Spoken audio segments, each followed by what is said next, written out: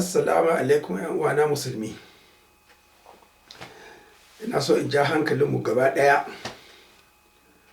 mu san kurakuranmu, mu san abin da za mu yi.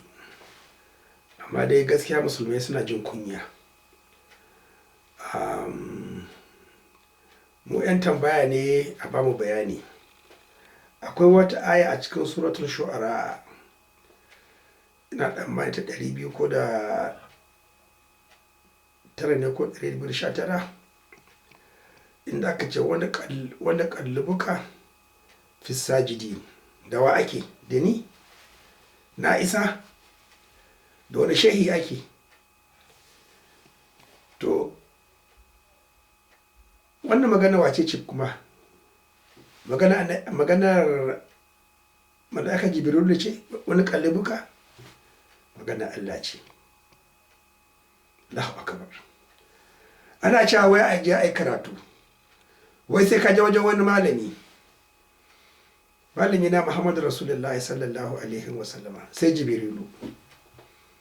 Ba kuma shi ne ɗaya ba, duk mala'iku malamai na ne. Tana shi ma Jibrilu sai ce bai sani ba, ya tabi wannan ce bai sani ba. To daga Allah wannan Allah ne da shi yake ba mu bayanin abin da ya mamma da Allah sallallahu alaihi wasallam. To me ake nufi?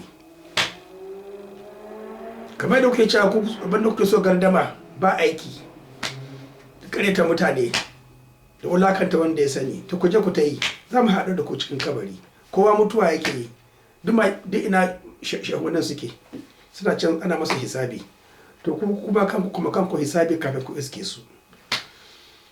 To abinda ake nufi da wani kallibi kafin sajidi a cikin wani tafsirin kuma na manyan malamai, manzo Allah sallallahu alaihi wasallam, kafin in karanta wannan bayani a cikin ruhul ma'ani da durrul mansur da tafsirin ɗin Abdullahi ibn Abbas, na samu wannan hadisi inda yake shine wanda a cikin tata ko kuma bi daki-daki bai zauna ba a cikin mahaifa ƙazanta.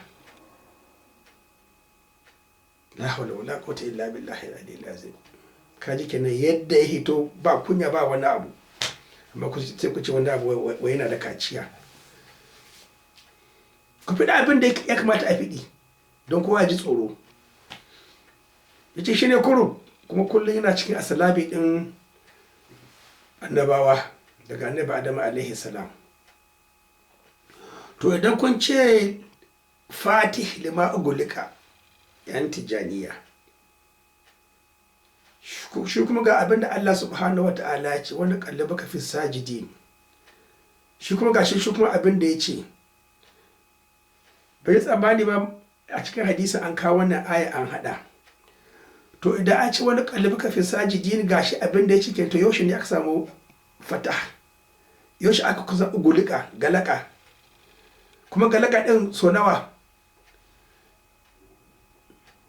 So 700 ko to in ka ce galaka ke la hawla wala quwwata. Kusa a cikin galaka a cikin suratul yusuf an ce wato kofa 70 ce. To wannan kuma fa 124,